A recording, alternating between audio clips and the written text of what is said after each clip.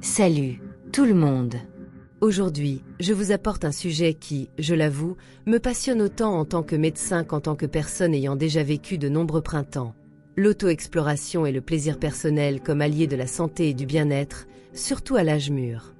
Après des décennies à étudier le corps humain et à accompagner des patients, tout en réfléchissant à mon propre parcours, je veux partager avec vous comment cette pratique, souvent entourée de tabous, peut être une véritable révolution pour l'esprit, le corps et même l'âme. Et pas d'inquiétude, je vais vous donner plein de détails scientifiques pour étayer tout ça, parce qu'ici, on met l'expérience de vie et preuve de laboratoire. Prêt? Alors, suivez-moi. Commençons par les bases. Que se passe-t-il dans notre corps quand on s'accorde ces moments d'intimité avec soi-même? En tant que médecin, je peux vous assurer que ce n'est pas juste une question de se sentir bien. Quand on ressent du plaisir, le cerveau déclenche une cascade chimique incroyable. La libération d'endorphines, ces molécules connues comme les analgésiques naturels du corps, réduit le cortisol, l'hormone du stress.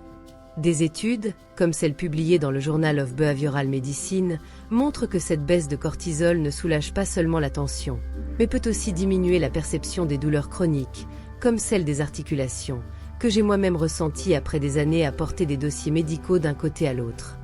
Et si ce mécanisme était un cadeau de l'évolution pour nous aider à affronter le vieillissement avec plus de légèreté? Et ce n'est pas tout. Avez-vous remarqué comme le sommeil devient plus doux après un moment de détente? Ce n'est pas une impression. La science l'explique clairement. Une étude de la Sleep Research Society a démontré que l'activation du système nerveux parasympathique pendant le plaisir, celui qui ralentit le cœur et détend les muscles, facilite la transition vers un sommeil profond. Moi-même, lors de nuits où l'insomnie frappait à ma porte à cause de soucis avec des patients ou mes petits-enfants, j'ai découvert que m'accorder ce temps intime était comme appuyer sur un bouton de réinitialisation.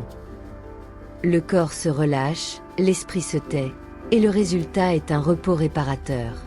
Cette pratique pourrait-elle être une alternative naturelle aux somnifères dont tant de seniors dépendent? Parlons maintenant de quelque chose que je considère comme le cœur de cette histoire. La connaissance de soi.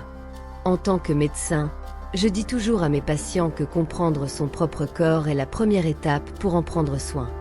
L'auto-exploration nous apprend à cartographier nos sensations, à reconnaître ce qui nous procure du plaisir et à accepter chaque ride et marque du temps.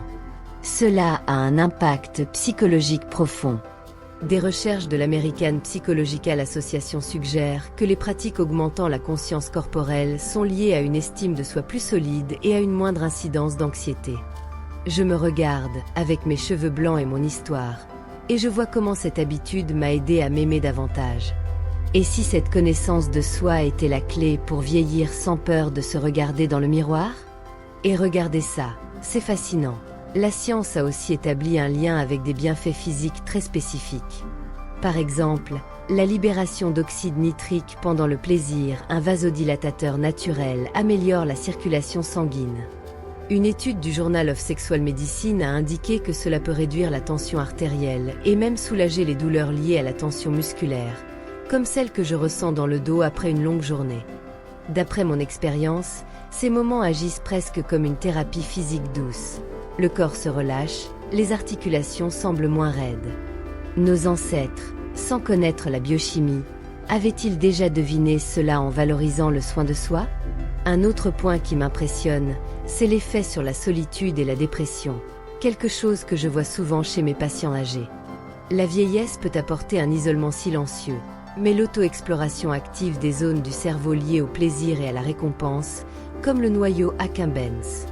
Cela stimule la production de dopamine, qui améliore l'humeur.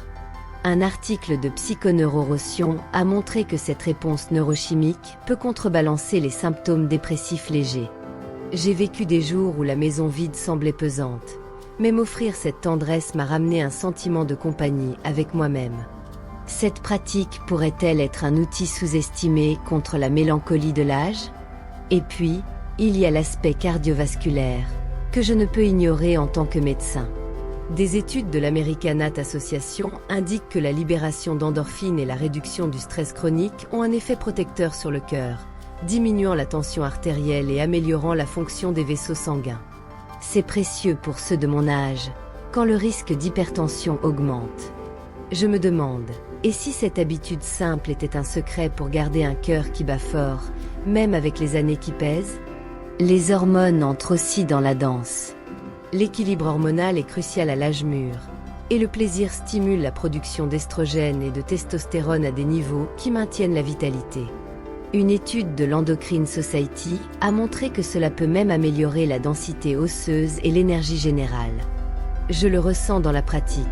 Je me sens plus disposée à marcher ou à jouer avec mes petits-enfants.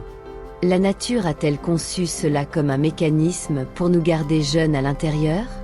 Et le système immunitaire? Eh bien, il y a un lien là aussi. Des recherches de psychosomatique médecine suggèrent que le bien-être émotionnel boosté par ces moments réduit l'inflammation systémique et renforce les défenses du corps. Moins de rhume, plus de résistance. Serait-ce une des raisons pour lesquelles certaines personnes vieillissent si bien, tandis que d'autres semblent succomber aux maux? Enfin, je ne peux pas passer sous silence la santé intime. L'auto-exploration maintient l'élasticité des tissus pelviens et la sensibilité, grâce à l'amélioration de la circulation locale. Des études gynécologiques montrent que cela prévient l'atrophie vaginale et maintient une vie sexuelle saine, même sans partenaire. Je vois cela comme un acte de respect envers mon corps féminin, qui mérite des soins à toutes les étapes. Est-ce le secret de tant de femmes qui rayonnent de vitalité à l'âge mûr? Alors, qu'en pensez-vous, les amis? En tant que médecin âgé, je vois l'auto-exploration comme un pont entre la science et l'humanité, une façon de nous reconnecter à nous-mêmes, de soulager les douleurs, de renforcer le corps et de célébrer la vie. La médecine moderne commence-t-elle à reconnaître ce que nos corps ont toujours su? Laissez-moi vos impressions dans les commentaires et dites-moi si vous avez déjà remarqué ces bienfaits dans votre quotidien. Si ce voyage scientifique teinté de cœur vous a plu, mettez un petit pouce en l'air pour que la vidéo atteigne plus de monde. L'algorithme n'est pas tendre ces temps-ci. À bientôt, prenez soin de vous et rappelez-vous, la science est de notre côté dans ce chemin d'amour propre.